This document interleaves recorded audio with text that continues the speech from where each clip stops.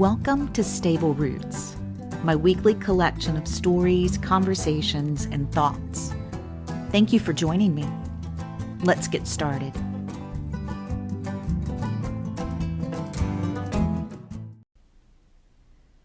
On oceans, horses, and feeling.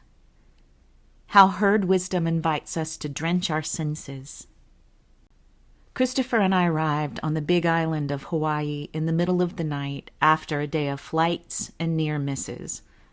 When we finally secured a car and buckled in, we followed the volcanic mountain elevation down to the coast, from the airport to the city to roads we couldn't find by GPS. On the drive to the apartment that we'd call home for the next 2 weeks, there were no streetlights or landmarks.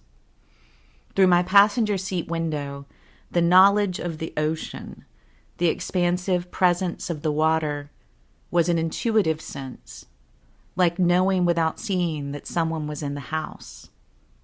It was something I felt. I couldn't visualize the ocean beyond the misting rain that swirled through the headlights on the bumpy, narrow road, but I recognized its presence, a frequency moving beyond my limited sight. As the morning light filled the corners of the apartment, soft and golden, I heard the ocean for the first time. At first I mistook it for the sound of my blood rushing in my ears. Then I noticed the rhythm came from somewhere beyond me, and like being shy to meet a love and basking in the wait, I procrastinated for hours before I walked down the street to find her. The walk took me past 2 stop signs and a turn, and then the immensity of the sea stretched out before me. The land ended in water. I looked in 3 directions trying to find an end to it, but the horizon line was the only break. I'd never seen so much sea at once, and the immensity delighted me, it scared me, and it opened something inside of me, something I don't have a name for yet. The sight of that much sea broke me open. On the second day, a place found us. It sought us out and pulled us from our bones. We had no choice but to gladly comply and seek it out. I know I've been discovered by places before, wondering how I got there. But as we drove and explored and looked aimlessly, every bend in the road revealed a new treasure. But the final stop, the place that looked for us and called until we found it, was a pull-off and a twisting trail of roots that led to a high overlook with a bench carved from smooth driftwood. On either side of the point, the waves crashed so powerfully, so loudly, so constantly, that all of my senses experienced the water. My eyes, my skin, my ears, my tongue, my breath. The waves inside of me synced with the clock of the earth. Christopher and I didn't really speak for hours while we were there. We watched and listened and felt. Sea turtles played in the waves. There was a rhythm to the sets, smaller crests, still massive to my Atlantic comparison, rolled in by pattern, smaller waves growing larger and larger, into a surge of such power that made me tremble in awe of the water. Like the old saying that a fear of heights is a response to the desire to leap, I noticed how my apprehension held the seed of desire. That's how awe works. It stuns you with the novelty of sensing. The sun sank through the wind-shaped trees along the cliffs. Every so often, one of the waves peaked as it moved towards where we sat and offered a window of clarity into the ocean floor, a magnified reflection, a mirror into the deep. I'm pretty sure that in the days since Hurricane Helene, Tamar Reno has said that water doesn't ask for permission. If she has not, she should. It sounds like her words as I write them. As I sat on the cliff in Hawaii, I let the water take me. I could try to write what we saw and felt as we watched the waves on the bench beside the road in Hawaii. I could do this 1,000 times and never be able to capture an honest picture of what we experienced. My mother is very respectful of the stories that warn about taking a stone home as a souvenir from the Hawaiian Islands. As we set off on our travels, she was afraid we'd bring a pebble home in our shoes and incite a curse from Pele. My mother isn't wrong, because during that trip something inside of me changed, or something long lost found me as I experienced the magnitude of the point where the water met the lava rock cliffs. My take on the Pele curse is this. With my senses opened up, I could no longer hide and ignore my fears, the dark impulses that have become lifelong habits. The water asked me to open myself up and see things for what they are. And having your fears brought to you, being asked to look at them, smell them, taste them, is a great task for a seeker, someone like me who loves figuring internal stuff out. But the energy must be hard for someone just looking to have a nice vacation with flowery shirts and fruity drinks. Hawaii, in my experience, asks you to learn how to receive, how to take experience into your body. Her feminine wisdom is straight, direct, and brutal, like water, like fire. Which brings me to how the horses prime me to be receptive. Waves and particles. My work focuses on nervous systems, both human and horse. The horses are beautiful teachers for many reasons, but if I'm going to talk to them, I have to forget about my words. Our communication hinges on physical, mental, emotional responses to external stimuli. Horses experience the landscape and respond to it. They talk to the world through their senses. We cannot, despite my attempts, talk in words. And this is a good thing. Humans use enough words. And I know it's rich hearing this from a rider. We talk to horses through our nervous systems. Humans are so verbally dominant, we like to talk, that we forget that we're also animals who respond physically, mentally, emotionally to external stimuli. Our nervous systems are whirring day and night while we, oblivious, keep talking. Last week I wrote about being oddly spontaneous despite being a pathological planner, and that's how Christopher and I ended up in Hawaii. He told me early on in our expanded relationship that his mother was from Hilo and had returned to the Big Island because of a sick family member. I immediately researched flights. Not because it was Hawaii, a chance for a tropical vacation in the month that the farm in the foothills of the Blue Ridge Mountains is coldest. That was a sincere bonus. But I seriously felt the call to go. It was a sense that welled up inside of me, a surge that pushed me to act. It started near my feet and rose up through my body. Like waves, the desire crashed where it met the land of my thoughts.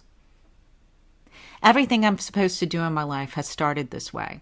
Applying to programs to study writing, selling art, starting a farm, buying certain horses.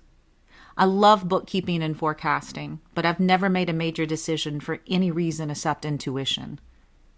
I decide by feeling, not by thought. And that's probably how the horses found me. Sensory drenching. On the beach in Hawaii, the magnitude of the sensory stimuli quieted my mind and brought my awareness into my physical body. I allowed awe to shift my perspective from inside to outside. It's off-putting to ask my internal narrative to shut up. Traveling anywhere can do this for us, but I don't think it would be half as easy to make that shift, even on a sensory-drenching cliff like the one we accidentally discovered on the Big Island, if the horses hadn't for years been wearing away my internal chatter like a scrubby field of brown clover. Horses rip plants up by the root. They don't shear the tops like cows. They pull the whole plant up and toss the roots to the side because they have no use for them. This skill is how they get through to me, past my hard head. Noticing can be acquired anywhere in the natural world, but horses work for me because I'm with them all the time, and as my coworkers, being aware of their bodies helps me in the most primitive way. Awareness keeps me safe. I could share space with my border collie and accomplish the same thing, but it's easy to check out from my surroundings with cats and dogs because I'm comfortable in their presence and I forget they're near. But if you've ever encountered an aggressive animal of any species, you know how fast your mind gives way to action. Horses don't need aggression to remind me. They're big and fast, and their nervous systems are primed to act. This is true for the most docile horse. When I'm near them, I must stay aware of what's happening around me. There's so much that's out there now about horses help humans heal. This question has guided most of my work, but in our search to fix our nervous systems gone haywire from modern life, we can't forget the horse's autonomy. They're not our medicine, but we can find a clue of how to get over ourselves through the resonance of their frequencies, by noticing how our nervous systems speak to the environment. Noticing begins as I approach a horse. Does the horse blink or flick an ear? Do the little wrinkles above their eye change? The ones around their nostrils? I can spend all day with this minutia and only maybe sometimes see it, maybe not. Am I here to understand, or am I here to see, to sense, to notice? This.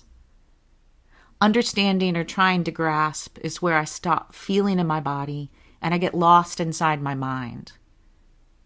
Back to what's in front of me. The horse dips a head to eat, lifts a neck to see what's moving in the shadows of the tree line. It's like that exercise for when you're anxious about something. Name the things you can see. Mailbox, tree. Or the one where you count down the numbers through your senses. 5 things you can see, 4 you can feel, 3 you can hear, 2 you can smell, and 1 you can taste.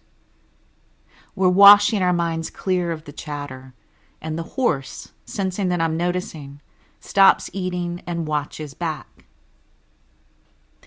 Not to speak for the horses, but I'm speaking for the horses.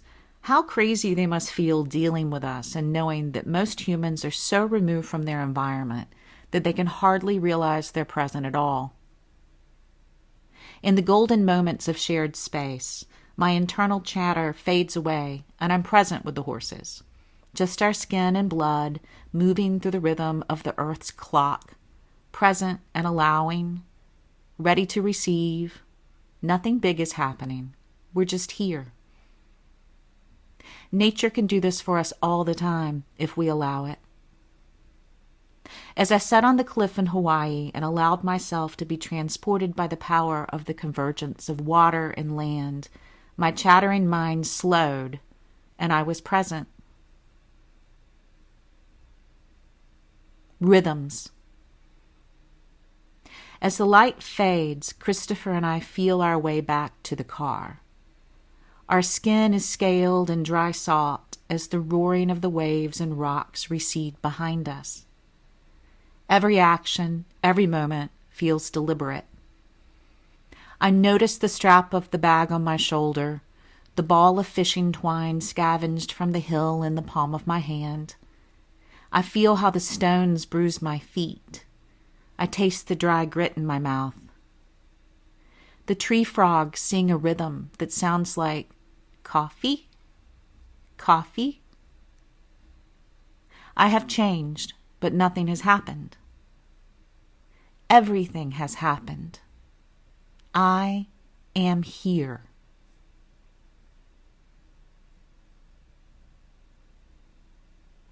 Thank you for joining me here.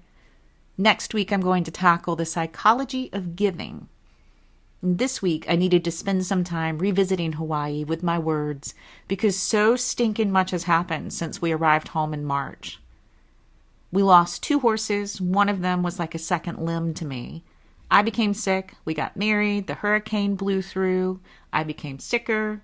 Thanksgiving was postponed by a virus. And then my father went into the hospital. Since we were married, it feels like we've been riding a sea of brutal waves with barely time to gasp for breath before the next wall of water engulfs us. I needed a palate cleanser, a little sensory dripped break from the continuous chatter inside my mind. But the work still remains. And I'm lucky because I have the horses to remind me of my presence every single day. Thank you for letting me bring the horses to you, wherever you are. In this season of giving, if you feel the call to help people whose lives have been irrevocably altered by the devastation of Hurricane Helene, you can click on Stable Roots and find a constantly updated list of vetted sources. More than 70 days have passed since the storm blew through the mountains, but people are still rebuilding their lives as winter makes living harder. Please help if you can. And we're going to talk about this even more next week. Thank you for joining me here and being a part of my herd. Love, Kim.